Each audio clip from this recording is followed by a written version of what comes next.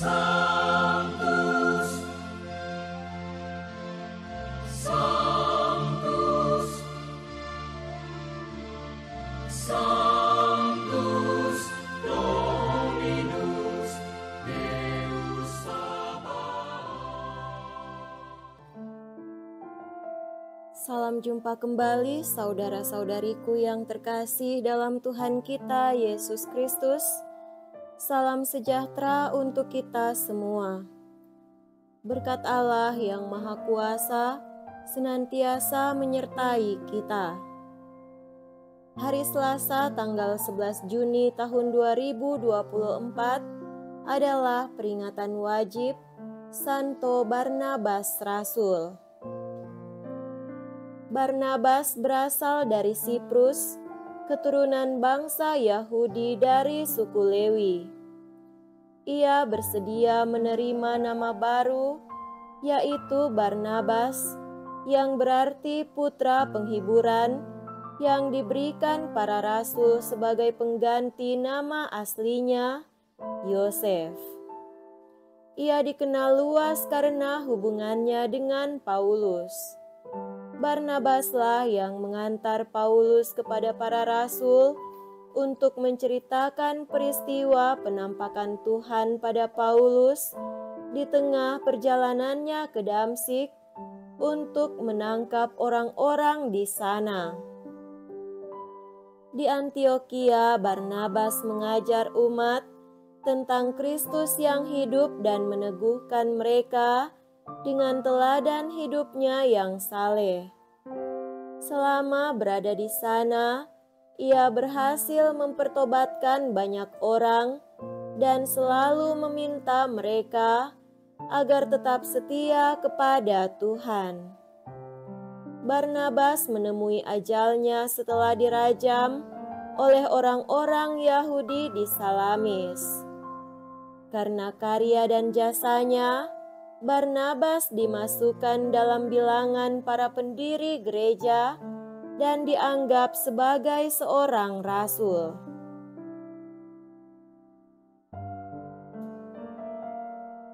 Marilah kita mendengarkan dan merenungkan bacaan-bacaan kitab suci. Dalam nama Bapa dan Putra dan Roh Kudus. Amin. Bacaan pertama dari Kisah Para Rasul bab 11 ayat 21b sampai 26, dilanjutkan dengan bab 13 ayat 1 sampai 3. Pada perkembangan awal umat beriman di Antiokhia, sejumlah besar orang menjadi percaya dan berbalik kepada Tuhan. Maka sampailah kabar tentang mereka itu kepada jemaat di Yerusalem. Lalu jemaat itu mengutus Barnabas ke Antiokhia. Setelah Barnabas datang dan melihat kasih karunia Allah, bersukacitalah ia. Ia menasihati mereka supaya mereka semua tetap setia kepada Tuhan. Karena Barnabas adalah orang baik, penuh dengan Roh Kudus dan iman, sejumlah orang dibawa kepada Tuhan. Lalu pergilah Barnabas ke Tarsus untuk mencari Saulus. Setelah bertemu dengan dia, ia membawanya ke Antiokhia. Mereka tinggal bersama-sama dengan jemaat itu 1 tahun lamanya sambil mengajar banyak orang. Di Antiokhia, murid-murid itu untuk pertama kalinya disebut Kristen.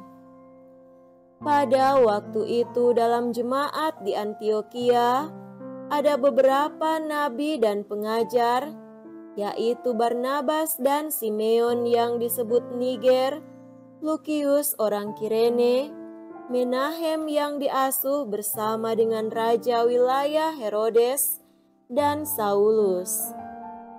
Pada suatu hari, Ketika mereka beribadah kepada Tuhan dan berpuasa, berkatalah Roh Kudus, "Khususkanlah Barnabas dan Saulus bagiku untuk tugas yang telah kutentukan bagi mereka."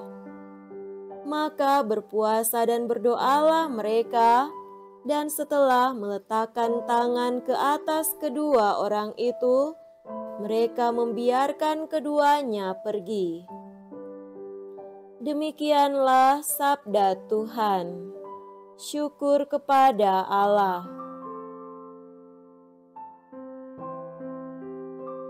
Semoga Tuhan beserta kita sekarang dan selama-lamanya.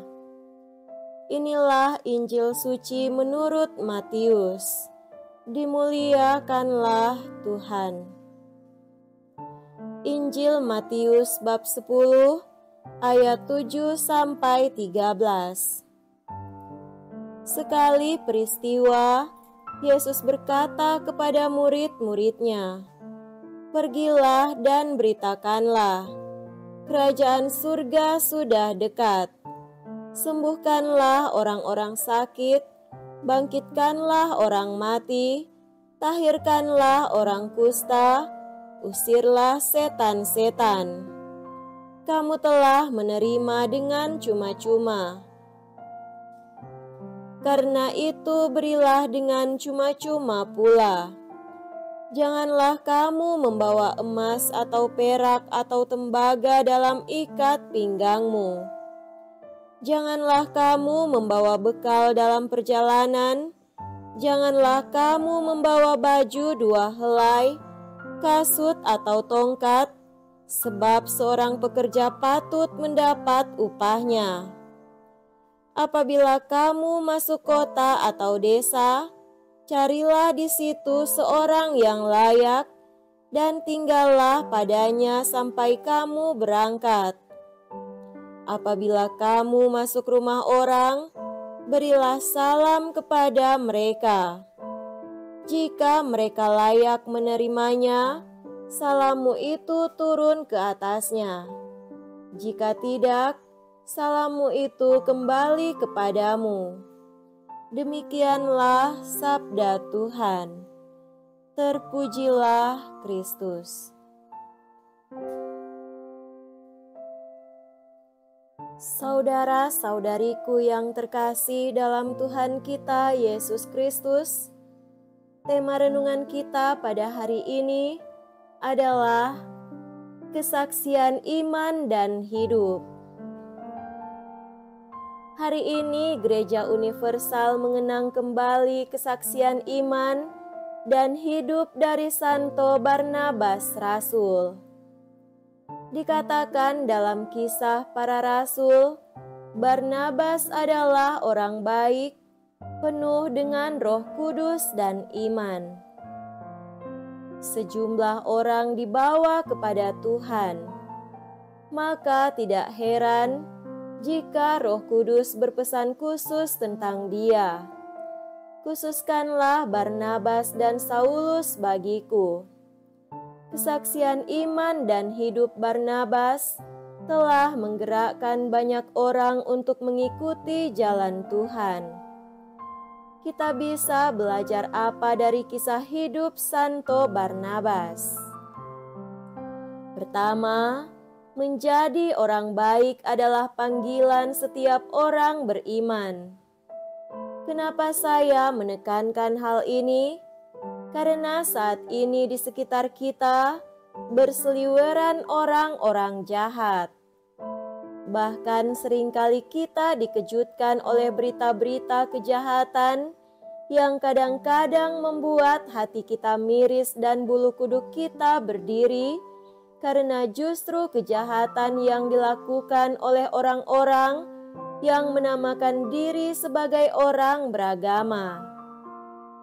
Semoga ungkapan Barnabas adalah orang baik juga bisa tersematkan untuk setiap pribadi kita, sehingga kita boleh berlomba untuk menjadi orang baik yang mampu membuat dunia kita lebih berwarna dan nyaman untuk dihuni. Orang baik akan berdampak pada lingkungan di mana dia tinggal dan menjadi baik merupakan panggilan setiap orang beriman. Kedua, hidup dalam roh berarti menjadikan karakter Allah meraja atas hidup kita. Apa saja karakter Allah itu? Untuk memudahkan, belajarlah dari Rasul Paulus, sahabat Rasul Barnabas. Paulus menekankan hidup dalam roh berarti hidup dalam kasih, sukacita, damai sejahtera, kemurahan hati, kebaikan, kesetiaan, kelemah lembutan, dan penguasaan diri. 9 buah roh tersebut hidup dalam keseharian Rasul Barnabas, sehingga tidak salah kalau kisah para rasul memberitakan Barnabas penuh dengan Roh Kudus. Bagaimana dengan kita? Ketiga, iman tanpa perbuatan adalah mati. Begitulah penegasan terkenal Santo Yakobus. Saya yakin ungkapan Santo Yakobus ini tentu terinspirasi oleh hidup Santo Barnabas. Karena dengan sangat jelas dikisahkan dalam Kisah Para Rasul, menggerakkan banyak orang mengikuti jalan Tuhan. Hidup iman Barnabas telah menggarami dunia dan menerangi semesta, sehingga orang lain pun tergerak untuk mengikuti langkah hidupnya. Gema kesaksian imannya mendorong pribadi lain untuk menjadi berkat bagi lingkungan dan sesama. Saudara-saudariku terkasih, semoga inspirasi hidup Santo Barnabas memerciki hati setiap kita, sehingga semakin dikasihilah hati kudusnya di seluruh dunia. Hati yang dipenuhi Roh Kudus, itulah hati Yesus sendiri. Semoga demikian. Amin. Dalam nama Bapa dan Putra dan Roh Kudus. Amin.